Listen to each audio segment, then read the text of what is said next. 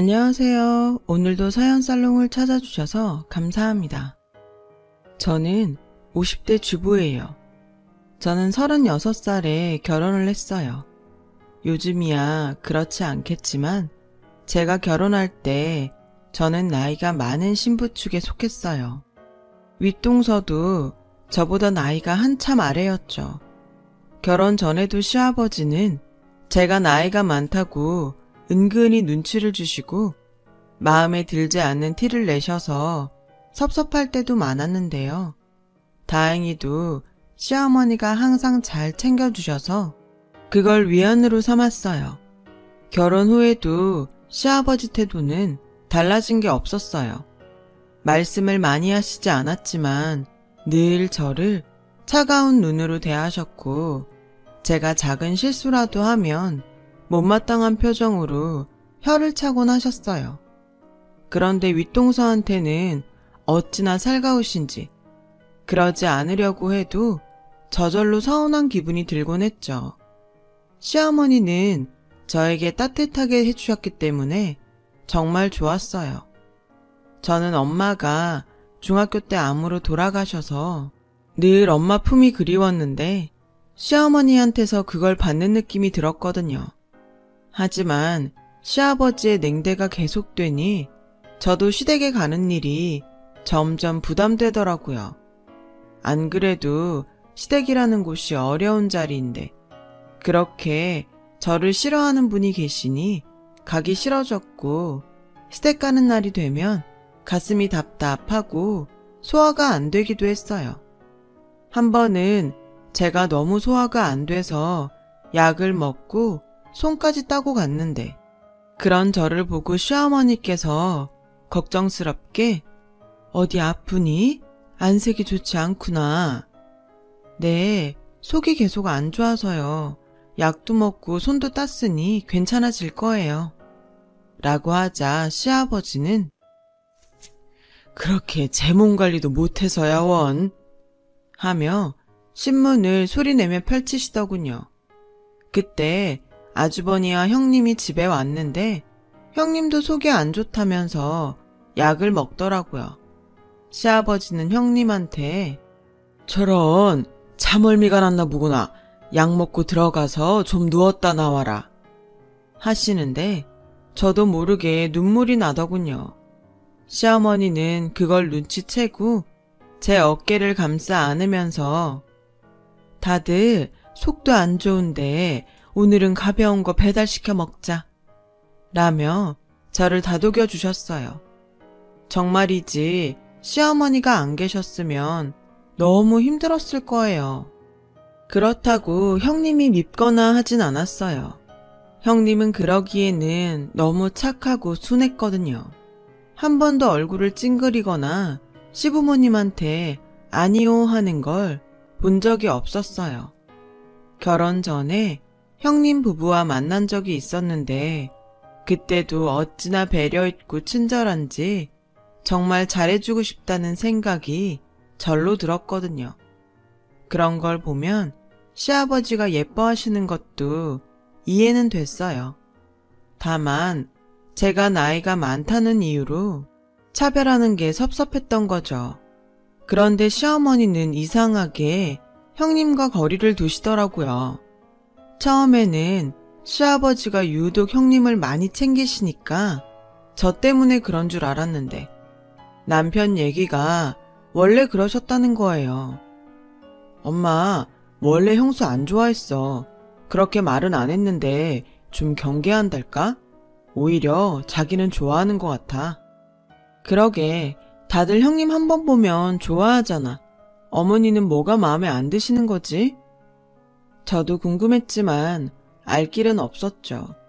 어느 날 시어머니가 저한테 쇼핑을 가자고 하셔서 갔는데 형님한테 문자가 왔어요. 동서, 혹시 지금 바빠요? 우리 지민이 어린이집 하교시켜줄 수 있나 해서요. 형님은 제가 나이가 더 많다며 말을 높여서 썼어요. 제가 부담스럽다고 해도 자기가 미안하다고 계속 쓰더라고요. 형님, 죄송한데 제가 지금 어머니랑 밖에 있어요. 라고 문자를 보내자 그렇구나. 좋은 시간 방해해서 미안해요. 라며 답을 했죠. 그리고 나서 시어머니가 휴대폰에 문자가 왔다고 보시더니 급하게 전화를 거시더라고요. 큰애야, 너 이 돈이 뭐냐? 네가 돈 보냈다고 문자가 오는데? 아니다. 우리 쇼핑하는데 네가 왜 그래? 됐다. 다음에 집에 오면 돌려줄게. 어머니, 무슨 전화인데 그러세요? 아니, 큰애가 너랑 쇼핑할 때 쓰라면서 돈을 30만 원이나 보냈지 뭐니. 얘는 진짜 사람 부담스럽게 왜 그러나 몰라.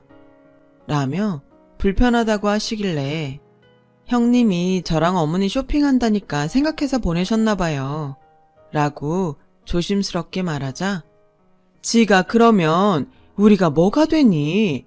걔는 생각해주는 것처럼 하는데 알고 보면 더 불편하게 만든다니까. 라고 하시더라고요. 그러고 보니 형님한테 고맙기보다는 미안한 마음이 더 들더라고요. 저한테 꼬박꼬박 존댓말을 하니 저도 편하게 형님을 대할 수 없는 것도 그렇고요. 시어머니는 더 이상 저한테 말하지 않으셨지만 형님을 좋아하지 않는다는 게 확실히 느껴졌어요. 시어머니는 저희 앞에서 다른 형제 불평을 하는 일이 거의 없으셨어요. 그만큼 말을 아끼는 분이셨고 형님과 제가 같이 있을 때는 눈에 띄게 한 사람을 편애하는 일도 없으셨죠. 저는 그런 시어머니가 좋았어요. 남에 대해 말하지 않는 게 믿음이 가고 듬직했거든요. 결혼하고 3년 정도 됐을 때 저희 큰딸이 태어났어요. 안 그래도 시아버지 태도는 바뀐 게 없었죠.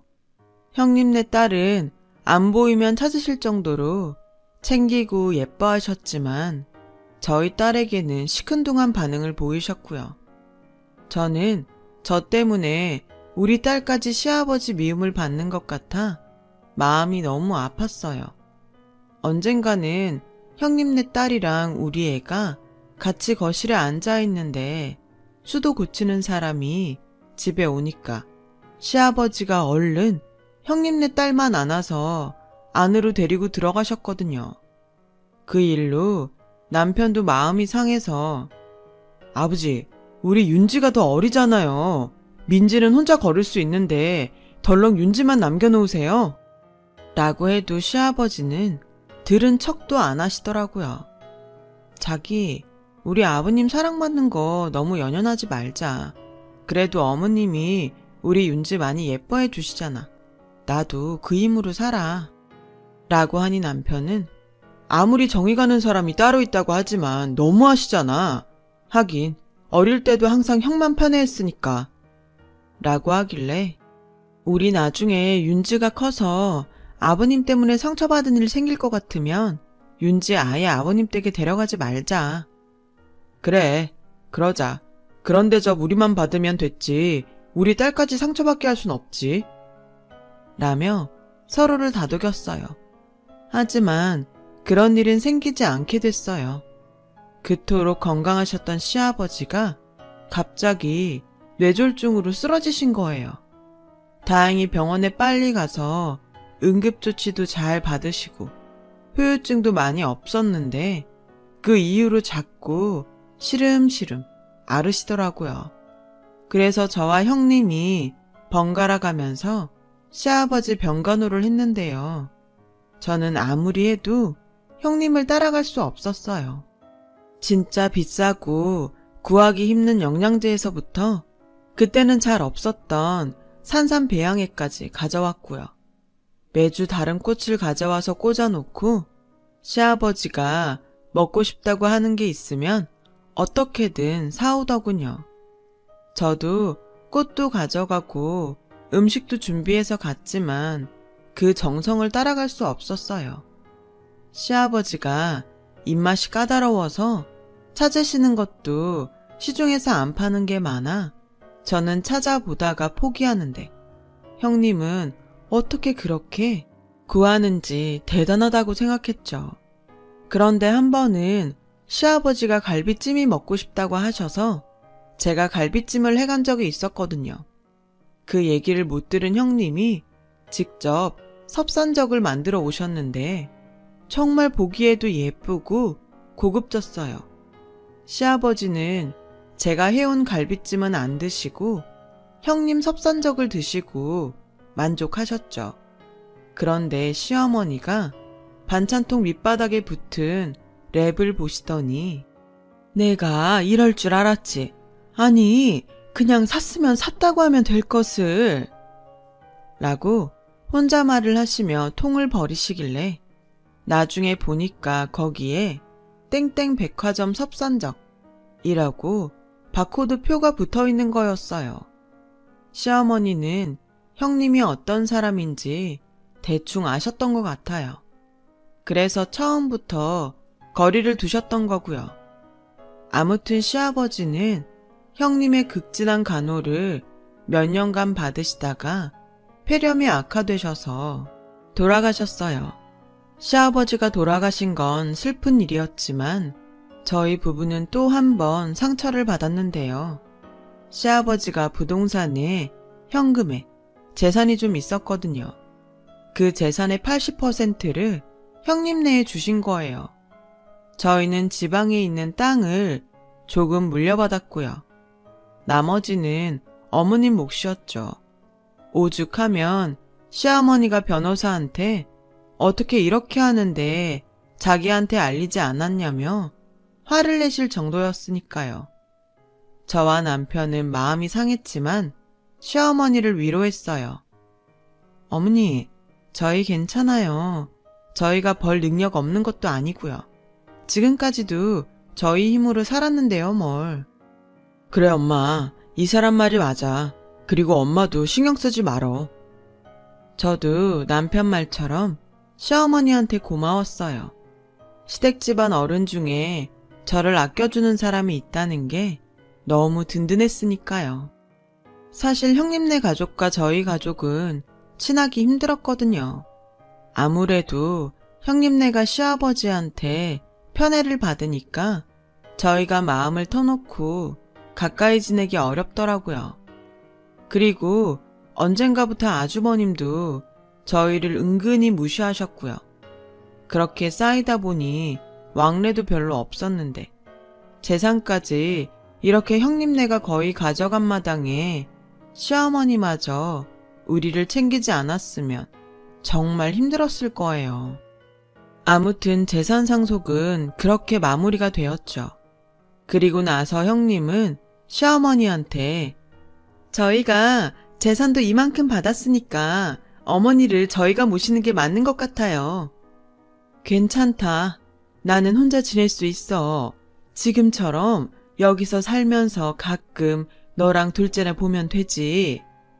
라고 하셨지만 형님이 끝까지 우겨서 시어머니와 형님네가 합치게 됐어요. 그때 우리는 남편 직장일로 지방에서 살고 있었어요. 거리가 멀다 보니 시어머니한테 자주 가기 어려웠어요. 형님네와 합치시니 전화도 전보다 많이 못하겠더라고요. 어쩐지 형님 눈치가 보였고 시어머니도 편히 말씀을 못하시는 것 같았어요. 그러다 보니 자연히 연락이 줄었죠. 그렇게 시간이 꽤 흘렀어요. 그런데 어느 날 남편이 회사에서 전화를 해서 여보, 어머니 어디 계신지 좀 찾아봐. 전화도 안 받으시고 뭔가 이상해. 형도 전화가 안 돼. 라길래 전화를 해봤더니 정말 연결이 안 되는 거예요. 전화가 아예 없는 번호라고 나오더라고요. 저는 너무 황당해서 형님한테 전화했지만 형님 전화도 끊긴 상태였어요.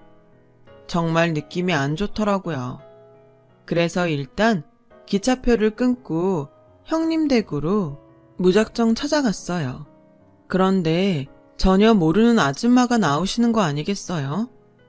아줌마, 여기 언제 이사 오셨어요? 여기 원래 살던 사람들 모르세요? 나 여기 이사 온 지 석 달 좀 더 됐는데 여기 살던 사람들 외국 나간다고 하더라고요. 그럼 그때 혹시 할머니 못 보셨어요? 저희 시어머니거든요. 할머니요. 아, 그러고 보니까 나 처음 이 집 보러 왔을 때 요양원 차가 와서 어떤 할머니 태워가는데 나 못 간다며 시끄러웠는데 그분인가? 아무래도 일이 생겼다는 직감이 들었어요. 저는 바로 남편한테 연락해서 빨리 올라오라고 했고 그 다음에 형님과 아는 사람들을 수소문해서 닥치는 대로 연락을 해봤죠. 그러자 형님 소식을 아는 여자가 나타났어요. 걔네 미국으로 이민 간다고 작년부터 그랬는데 형제인데 몰랐어요? 네, 저희는 들은 게 없어요. 어머니 소식도 모르고요. 라고 하자 그 여자는 시어머니 치매 와서 자기는 못 돌본다고 요양원 입원시켰단 얘긴 들었어요. 라는 거였어요. 그렇게 건강하고 기억력 좋던 시어머니가 치매라니. 저는 믿을 수가 없었어요. 저는 남편이 올라오자마자 이사 온 사람이 봤다는 요양원부터 찾아갔어요. 하지만 시어머니는 거기 안 계셨어요. 그분 한 달만 있다 나가셨어요. 며느리가 다른 요양원으로 옮긴다고 했거든요. 혹시 어디로 가신 건지 아시나요? 경기도로 가신다는 얘긴 들었는데 자세한 건 잘 모르겠네요. 그때부터 저희 부부는 경기도에 있는 모든 요양원을 뒤졌고 잘 알려지지 않은 작은 곳까지 일일이 조사해서 알아냈어요. 하지만 시어머니는 어디에도 없었어요. 저희 걱정은 커져만 갔죠. 도저히 안 되겠다 싶어 경찰서에 실종 신고를 하기로 하고 마지막으로 혹시나 하는 마음에 충청도에 요양원 한 곳을 더 가봤어요. 원래 가보려고 했던 요양원은 아니었는데 우연히 눈에 띈 다음부터 이상하게 자꾸 신경이 쓰였거든요. 그랬더니 거기 안내 데스크에 있는 분이 아, 이분 얼마 전에 들어오셨는데 아드님이란 분이 6개월치를 한꺼번에 주고 가셨어요. 라며 저희를 시어머니 있는 방으로 안내해 주더라고요. 입원실에 간 저희 부부는 너무 놀라서 입이 벌어졌어요. 시어머니가 피골이 상접한 얼굴로 6명이 같이 쓰는 방, 제일 벽쪽 침대에 모로 누워서 정신없이 주무시고 계셨거든요. 어머니, 어쩌다가 여기 이러고 계세요. 저희 왔어요, 어머니. 제가 펑펑 울면서 어머니를 부르자 남편이 저를 달랬죠. 요양 사는 시어머니가 우릴 못 알아볼 거라고 하더군요. 그러자 남편이 그럴 리 없어요. 우리 엄마 6개월 전에 봤을 때도 멀쩡하셨다고요.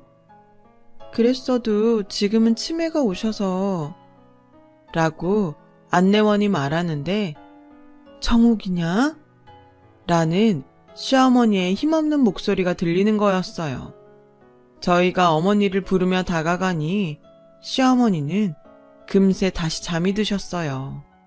요양원에서 안정제를 준다는데 그걸 먹고 계속 주무시는 것 같았어요. 시어머니를 퇴원시켜서 바로 집으로 모시고 와 큰 병원에 가서 검사를 했죠. 뇌 MRI상으로는 치매 소견이 안 보인다는 말을 듣고 저희는 일단 안심하고 집으로 왔어요. 그런데 시어머니가 말을 한마디도 못 하시는 거였어요. 다시 병원에 가보니 아무래도 충격 때문에 그런 것 같다며 시간이 필요하다는 말에 저희 부부는 형님 부부한테 분노했어요. 어떻게 사람이 이럴 수가 있냐? 형은 뭐야? 형수는 그렇다 치고 자기는 자식인데. 와, 정말 인간도 아니야. 진짜 그렇게 잘할 때는 언제고 이건 아버님 돌아가시고 재산 받으니까 어머님 집까지 차지하려고 한 거잖아. 어떻게 이러냐? 어머님 사실 곳은 남겼어야지. 내가 시집 와서 어머니 안 계셨으면 어떻게 버텼겠어. 우리 형님네 찾지 말고 우리가 어머니 잘 돌봐드리자. 그 사람들 그깟 돈 가지고 자기들끼리 잘 먹고 잘 살라 그래. 여보, 정말 고마워. 라며 남편은 제 손을 꼭 잡았어요. 저는 시어머니 건강회복을 위해 열심히 간병을 했어요. 말도 못하고 힘들어하시는 어머니를 위해 할 수 있는 건 다 했죠. 병원도 다니면서 한의원에서 보약도 지어드렸고 마사지를 배워서 매일 시어머니 온몸을 마사지 해드렸어요.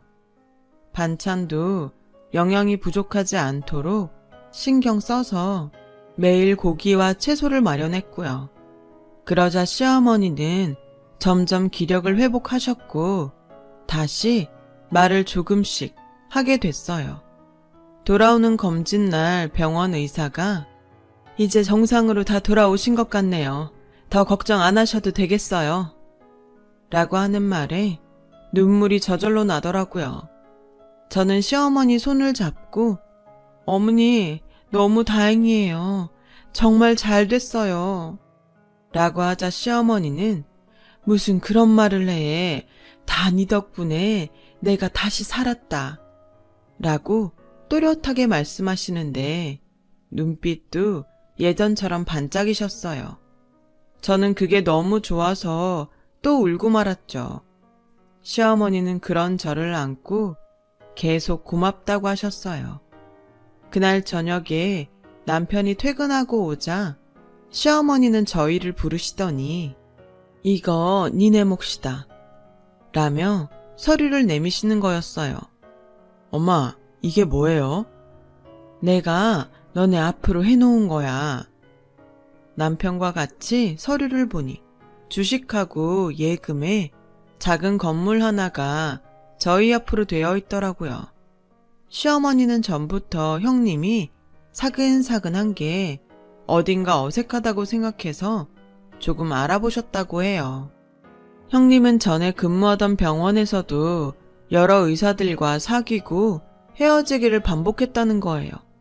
그러면서 남자들한테서 돈을 좀 챙겼던 것 같은데 정확한 증거는 없었다고 해요. 시어머니가 아주버님 결혼 전에 그런 얘기를 했지만 아주버니는 들으려고도 하지 않았다고 하네요. 시아버지도 착하고 말 잘 듣는 형님을 좋아했고요. 결국 결혼을 시키긴 했지만 형님이 좋아지진 않으셨대요. 그렇다고 내 자식으로 들어온 아이를 무턱대고 미워할 수도 없고 나도 참 힘들었다. 그래서 큰애가 나를 요양원으로 보낼 때 거기선 내가 미워하는 마음이 있어서 벌받나 보다 했지. 시어머니는 시아버지가 돌아가시고 분명히 형님이 남은 재산도 탐을 낼 것 같아서 미리 준비를 하셨대요.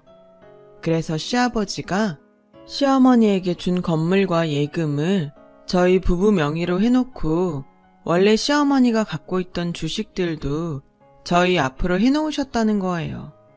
주식은 시어머니가 젊을 때부터 갖고 있던 건데 지금은 몇십 배가 됐다고요. 형님이 시어머니한테 있는 재산들까지 받아내려다가 아무것도 없다는 걸 알고는 시어머니를 요양원에 보낸 거였어요.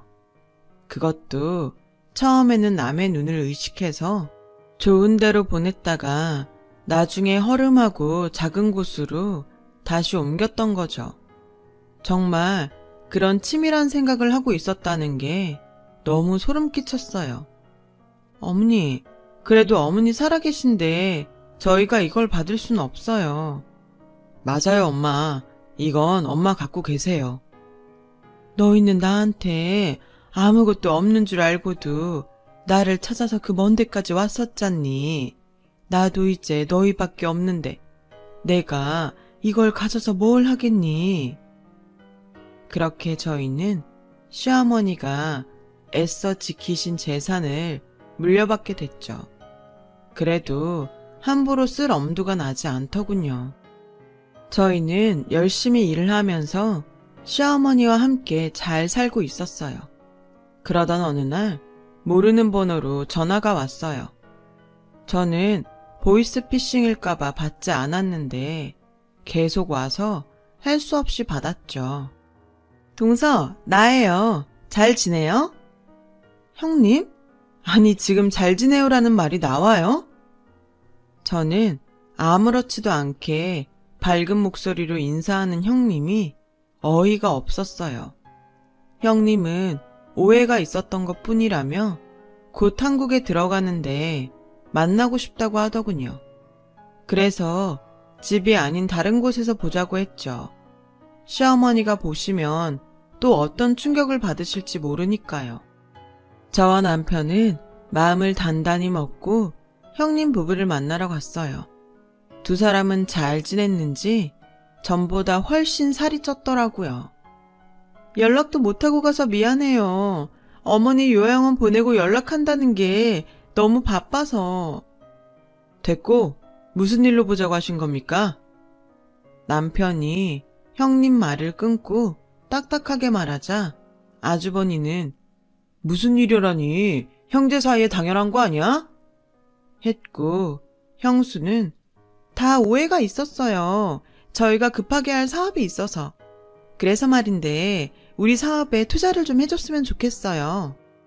형님이 생글거리며 얘기하는데 너무 얄밉더라고요. 얘기를 들어보니 그 사업이라는 게 건강식품 다단계였어요. 지금 두 사람이 자기들 밑으로 회원들을 늘리느라 계속 돈이 들어가는데 조금만 더 하면 되니까 곧 수익이 나서 투자금을 돌려준다는 거였어요.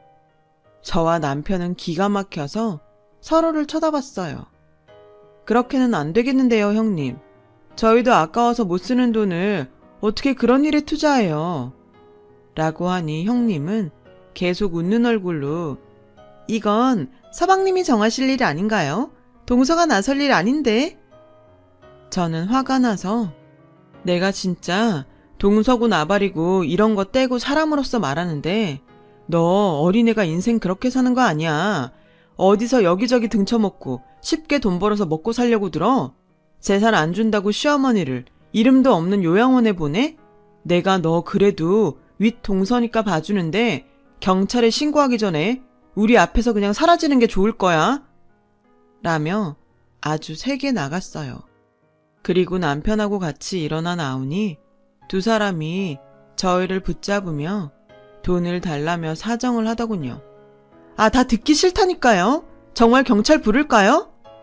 라고 제가 소리를 꽥 지르자 두 사람은 그제야 포기를 했어요. 알고 보니 둘은 미국에서 다단계로 편히 돈을 벌려고 하다가 가지고 갔던 돈을 죄다 탕진해서 처음 가서 샀던 집도 팔고 여기저기 전전한다고 하더라고요. 저희는 집으로 돌아와서 재산을 시어머니 살아계신 동안에 어머니만 위해서 쓰자고 다짐했어요. 어머니가 저희를 생각해 주신 만큼 어머님한테 돌려드리는 게 맞다고 생각했어요.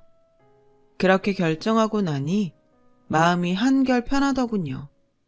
형님네는 한참 후에 한국에 다시 돌아와서 저희에게 몇 번이나 연락을 했지만 저도 남편도 전화만 받고 찾아가지는 않았어요. 그 후로 형님네 가족은 저희에게 더 이상 연락이 없었고요. 그래도 남편 핏줄이니 걱정도 되고 생각이 날 때도 있지만 시어머니한테 했던 걸 생각하면 괘씸해서 견딜 수가 없었어요. 시아버지도 속인 거나 마찬가지고요. 돈 때문에 사람을 이렇게까지 만들 수 있다는 거 보니 그 힘이 대단하긴 한가 봅니다. 지금도 저희는 시어머니와 잘 살고 있어요. 시어머니는 여전히 정정하시답니다. 저희는 많은 욕심 내지 않고 아이 잘 키우고 어머니 건강히 잘 모시며 잘 살아가고 싶습니다. 제 사연 들어주신 분들 감사하고요. 모두들 평안한 하루 되시길 바랄게요. 감사합니다. 행복하세요. 여러분, 사연 댓글에 응원과 현명한 조언 부탁드려요. 좋아요와 구독은 저에게 큰 힘이 됩니다. 오늘도 좋은 일 가득하세요.